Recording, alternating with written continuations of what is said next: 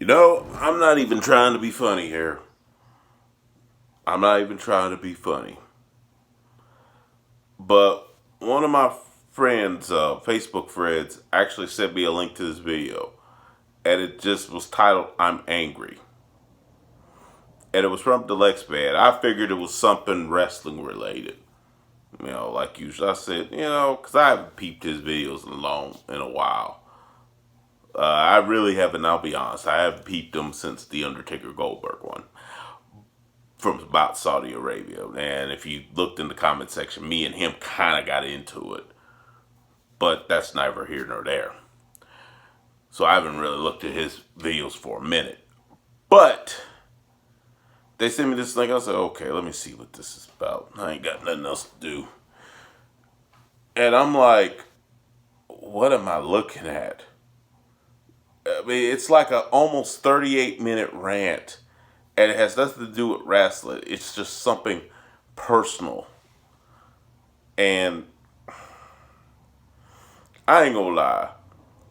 When I first watched it, I felt sarcastic. I was like, I could feel the manhood drain away from me. And I'm talking about metaphorically. Uh, I could feel, the testosterone just go. I was like, dude, just grow a set, will you? And I watched a bit of it. I didn't watch the whole thing, admittedly. But then, as I really thought about it and I thought about what he was saying, now, I am a bit older than him. He's almost 30. I'm 44 years old. God willing, the creek don't rise. I'll be 45 this fall, October to be exact. Um, and I really thought about it, and I thought about my own life around that same time period. It was, and the more I think about it, it's like his his life, his younger life, and mine was strikingly similar. Very strikingly similar. And as far as this women's situation, first of all, brother, get yourself together for real. I mean, I'm not even trying to be funny. I'm not trying to be funny or anything. Because I ain't gonna lie. You still, not living where you want to be. At one point, I was living at home, man. I ain't gonna lie. At one point, for good, from about, I'm gonna be a little honest about, from about 98. You see, my plan was to be out within 2 years after I got out of college. Because I had a pretty good job, was getting stuff together, was gonna move into my own place, and then I got laid off from it. Then I had to accept temporary work and part time jobs. Then, other bills started piling up. Even though I was living at home and was saving a little bit of money, not a lot. Plus, I had gotten a new car at the time, and I had a car payment, man. I mean, things was rough. I mean, God bless my mom and my stepfather. I mean, they had every reason they could have put me, and I'm gonna be a little frank here. They could have put me ass out if they really wanted to, but they didn't. They saw I was really trying to hustle, get myself together. So they they up to me until I found the opportunity to get my own place. It was actually a house that was owned by my grandma, who has since passed away. God rest her soul. I took over the place and was able to make it a home. I mean, I would like to get into a better home, but for now, where I'm at, this is it for now. And I've been here for since 2006, and for the most part, I've made it work. And but it hadn't been an easy road, man. And the struggles that he described, that the Dalyxman described, him going through, I went through those same struggles. A lot of those same struggles. And specifically the thing with the female that he's known from high school, I gotta be honest with you, man. I gotta be honest. The fact that she was willing to tell you that she actually stood. First of all, kudos to her, because a lot of women are not that honest. To say, you make me feel uncomfortable. That's why I'm not inviting you to the wedding. I mean, a lot of women, I mean, I know you was upset and everything, but I'll be honest. A lot of women are not that honest. A lot of women will come up with excuses, or they'll get some friend to shoo you away and stuff. And they won't even talk to you. To me, bruh, that's worse. I've had that happen to me.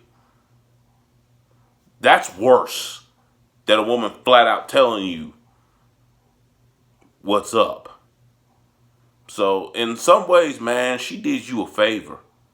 I mean, whether she was right or not, she did you a favor in some ways. And let me say this: the fact that she said this, now that you know this, my advice would be fall back, bruh. Fall back, cause you don't want. I mean, I know you don't like talking about racism and stuff like that. I know you want to look at everybody the same, but here's the God honest truth. I mean, heck, I don't even like that. I try to look at everybody the same, and I want people to look at me the same. But I also can't be blind to what's out here. And you yourself, you live in one of the most, we'll just say, suspect. You live in one of the most suspect states in the Union, Texas. I live in southern West Virginia, which also has a pretty shaky reputation. So, man, especially involving a woman and you being an African American male, I mean, we got to tell it like it is. You being an African American male in this country, yeah, you might want to fall back. You might want to fall back. I mean, relationships, I mean, I know you known her since high school. At least I'm going by what you said in your video. But I know you known her since high school, but sometimes you got to fall back, man. Sometimes stuff changes.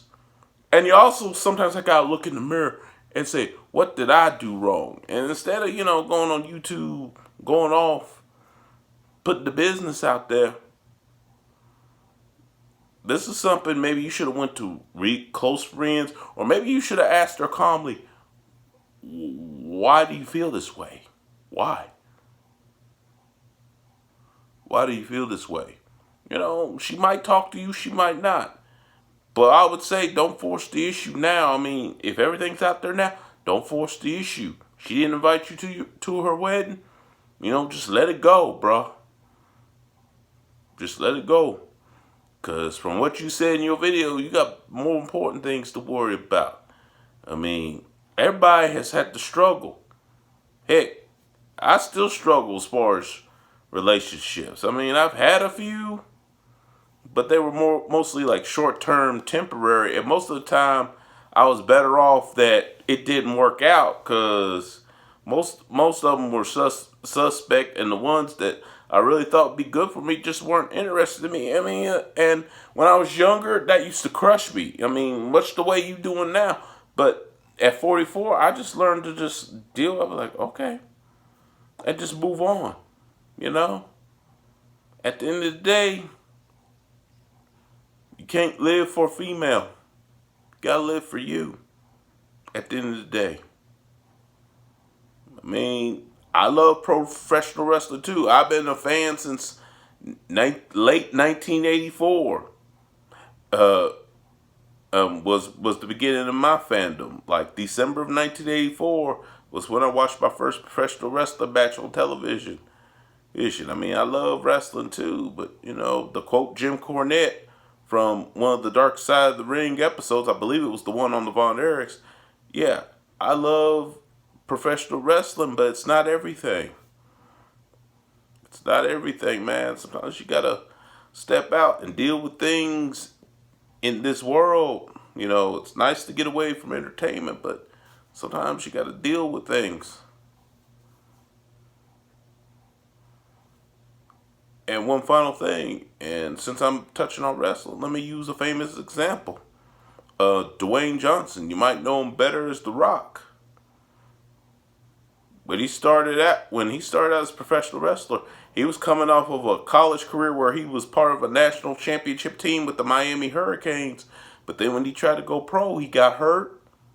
He had to go to the Canadian Football League, and he was broke. He was sleeping on friends' apartments' floors. I mean, he had no money, nothing. I mean, he even during his academic career, he had to drop out. He had to drop out for a semester due to academic suspension due to poor grades. And even when he started in professional wrestling, he started out as Flex Kavana and then later became Rocky Maivia. And then, that was during the period where people was chanting, die, Rocky, die. Then when he got that knee injury during that initial run, that may have been a blessing in disguise because when he came back, Rocky Maivia was dead. And here came The Rock. And The Rock was an appropriate name because he took a brick by brick, put a layer on, another brick, put a layer on, then he add another layer, then he add another layer, then he add another layer, and so on and so forth until we see the man we see now. I mean, it takes time. It's not instant. It never is instant. I've had to learn that several times. It's not an instant thing. It never will be an instant thing. I mean, just to stick with professional wrestling, um, the man that just died recently, Harley Race. I mean, he started wrestling in like maybe the late 50s, early 60s. He didn't win his first world championship, NWA world title, until like the early 70s. The early 70s. And he was like in his mid 30s, almost 40 when he won that. See, back then, champions did not win early usually. Back then, most of the time they were in their early to mid 30s. I mean, Ric Flair didn't win his first title until like almost 10 years into his career in 1981 when he beat the late Dusty Rhodes in Kansas City. Hulk Hogan didn't win until almost 8 years of his career when he won his first world title, the WWF, the then WWF World Championship. But every one of those guys, even Hogan, and y'all know how I feel about the person behind Hulk Hogan. I'm not going to go into that, but y'all know how I feel about him. But I can't take away from the wrestling career. I mean, look at the guy that went crazy and killed his family and then hung himself, Chris Benoit. Looking at it professionally, it took him almost 20 years of busting his behind to win which was the only legitimate in his mind. And he said this a few times before that terrible incident in 2007. He said many times the only world title he ever really considered a real world title was the one he won at WrestleMania. Yeah, I mean, he acknowledged the WCW one, but he felt like it was a scale accomplishment at best. My point by mentioning a few of those names is success does not come right away. I mean, looking for a regular stable job is not easy. Having someone that will love and care for you is not easy. You're going to take some bumps. You're going to take some bruises. You can make a few little mistakes, but you can't afford to make many major mistakes, and especially for people that look like us. I mean, I hate to sound like one of these old time dudes. There are times I wish I could leave that behind, but when I really listened to the video, I got a little concerned. I ain't gonna lie. I mean, I was sarcastic. My reaction was sarcastic at first, but then I'm like, you know what, bruh? You just need somebody to tell you like it is. I mean, obviously, I'm in another part of the country, but I hope there's someone there that really cares about you, that really will tell you how it is. They'll comfort you, yes, but they'll really tell you the truth, man. And, there is no growth without pain. Like those guys with the big muscles, they had to strain almost to the point of the muscle snapping to get to where they were. And, I ain't talking about the juice and all that, but that's a whole nother discussion. My point is, there's no growth without pain, man. The pain you feeling now, endure it. Endure it. Because once that pain is over, if it don't kill you, it will make you stronger. And from that strength, you will build yourself up.